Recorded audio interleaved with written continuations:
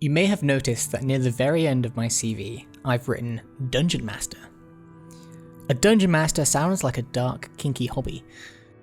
Being a Dungeon Master means I have a specific, disciplined skill set that includes storytelling, acting, quick thinking under pressure, and creativity.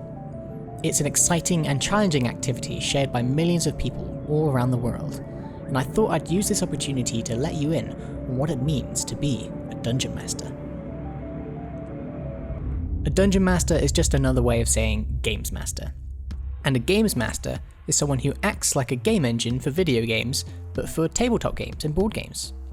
In essence, they are a storyteller who does the telling through the games they facilitate. Through the games, they allow other people to enter their story, interact with it, and change its course, making it their story too. I only really run games or stories for one kind of experience, and that experience is Dungeons & Dragons.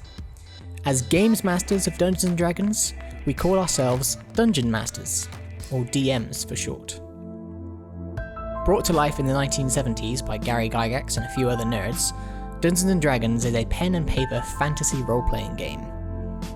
It's now owned by a company called Wizards of the Coast, and its 5th edition is currently enjoying a popularity boost thanks to people playing it on podcasts like The Adventure Zone and Dungeons & Daddies, or watching live streams like Critical Role on Twitch. This is Matt Mercer, a self-proclaimed nerdy-ass voice actor who DMs this game of Dungeons & Dragons with his other voice actor friends. So, as DMs, what do Matt and I actually do? Well, for starters, we create whole worlds.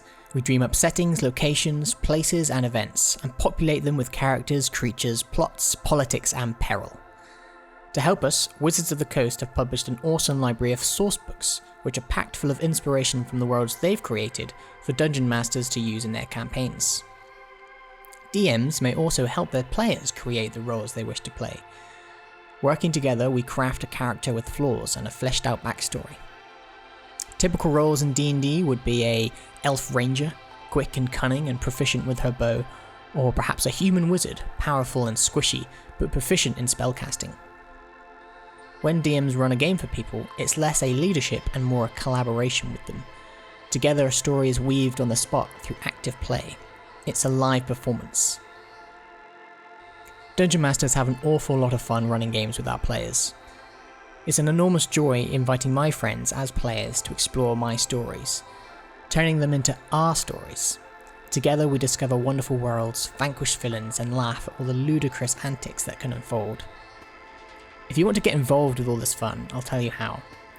For starters, you don't really need anything, just an attitude to tell a story that you don't mind others influencing, and a bunch of good friends you feel comfortable being silly around.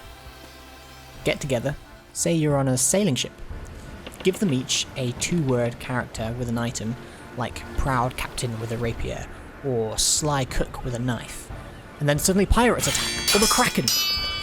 What will you do to survive? See how it plays out.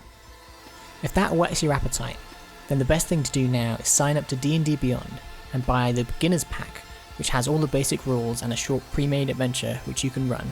Or, like me and Matt, you can make up your own story.